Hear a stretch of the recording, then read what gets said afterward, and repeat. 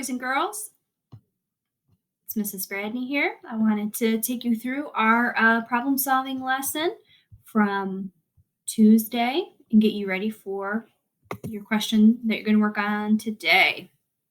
So on Tuesday, you were working on this one. Mrs. Scott has 10 strawberries for a snack. Mrs. Gannett gave her 7 more strawberries. How many strawberries does Mrs. Scott have now? We had some excellent work samples from last week. From Tuesday. So let's take a look at a couple. All right, I want you to look at this one and see what you notice. Can you tell how many there are in a snap without having to count? I bet you can, because this person used 10 frames to show their thinking and also to help them solve this one. Let me get my pointer here. All right, so take a look at this 10 frame. And remember, Mrs. Cates has taught many of us to draw that 10 frame. All we have to do is draw a rectangle and draw a line across the middle to cut it in half. And then you need to draw those 4 lines down. 1, 2, 3, 4. It is okay if your 10 frame does not look perfect, as long as you for sure have 10 spots to draw your dots to represent your number. That's all that matters. So we can tell in a snap that we have 10 right here. And I see this top row is filled. That's 5 more. And 1, 2 more gives us the number 17. So here are Mrs. Scott's 10 strawberries right up here. And here are the 7 more. I would have loved to see this student write 10 and 7 and also record their number model, because I know this person knows how to do that. But I can tell that they were able to solve this one right in a snap. So great work on that one. Let's take a look at our other example. All right, what do you notice about this one? They showed things a little bit differently, but again, we can see this person's thinking very clearly, and we can also see the numbers in a snap. This is represented in a different way. It's not just circles all over the paper, but here we have bundles of tally marks. We have 5 tally marks here, a second bundle of 5 tally marks here. 5 and 5 makes 10, of course.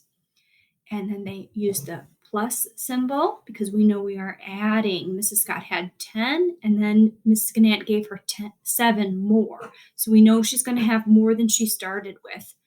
And then here's another bundle of 5 and 2 single tally marks right there to represent 7. So we have 10 plus 7 equals 17. That was an excellent job on this one as well. All right, let's look at one last one for today, and then I'll explain your problem solving job you're going to work on today. All right, this person used the little highlighter dots on their seesaw to show their thinking on this one. What I love about this is that here's the pile of 10 dots and here's the pile of 7 dots. They're very separate, so it's really easy to see that they are 2 groups. The 10 that Mrs. Scott has on her plate, and here's the 7 more. And then they decided to go back and show me that even in a more clear way by drawing circles around them and using the addition symbol plus right there to combine their 2 groups.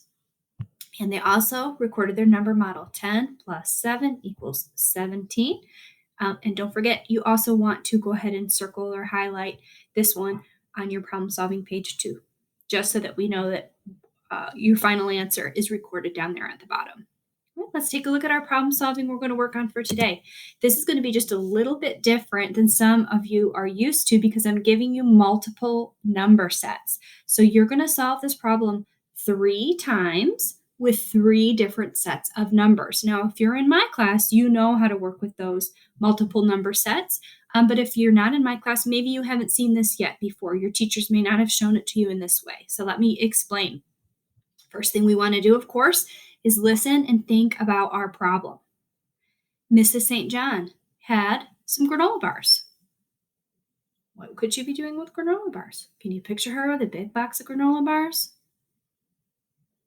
She's giving some granola bars to her teachers. All right, so think about that. If she's giving granola bars to her teacher, that gives you a good hint as to what operation we're going to use to solve this one. I want you to think about, is she going to have more granola bars than she started with? or is she going to have less if she's giving them away? This is why we always want to visualize our problem and think about it in a clear way so that we can be sure that we're not just jumping in and doing something with those numbers that we're not supposed to do. So Mrs. St. John had some granola bars. She gave some of the granola bars to her teachers. The question we're asking today is how many granola bars does she have left? Of course, you need to draw your math picture to show how you solve the problem.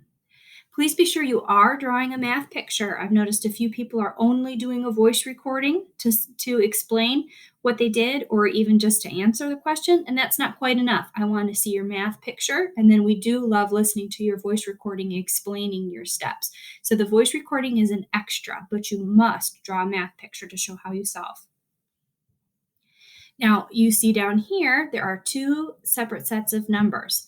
These little marks are called parentheses. They look a little bit like the letter C and then a backwards C. And what you're going to do with this is you're going to substitute this number and this number for these ones in the number set. And I just realized I didn't read you the original number, so let me start with that. Mrs. St. John had 9 granola bars. She gave 8 of the granola bars to her teachers. How many granola bars does she have left? That's the one you'll solve on your first page. So at Seesaw, you're going to see there's 3 pages of the same problem-solving page for you to solve 3 different number sets. The first one is 9 granola bars, and she gives 8 away. The second one, I'm going to read it with these 2 numbers, so I'm just going to take this number out and put this number in. Mrs. St. John had 13 granola bars. She gave 3 of her granola bars to her teachers. How many granola bars does she have left? So you'll, on your second Seesaw page with this problem-solving page, you'll show that one, 13 and 3. And then on the third one, you're going to use these 2 numbers to substitute in your number story. Mrs. St. John had 7 granola bars. This time, she gives 5 to her teachers. How many granola bars does she have left? I wanted to make sure you had plenty of number sets to keep you challenged, keep your brain working, and keep you thinking, especially since now you're only doing math problem solving twice each week. I'm going to be giving you 3 number sets each time. So look for those. And if you have any questions about how to read those or understand them, you may email your teacher or you may email me, abradney@bentonvillek12.org, and I will explain how your moms and dads can help you do that one. Can't wait to see your great thinking and your excellent work. You guys have a great day.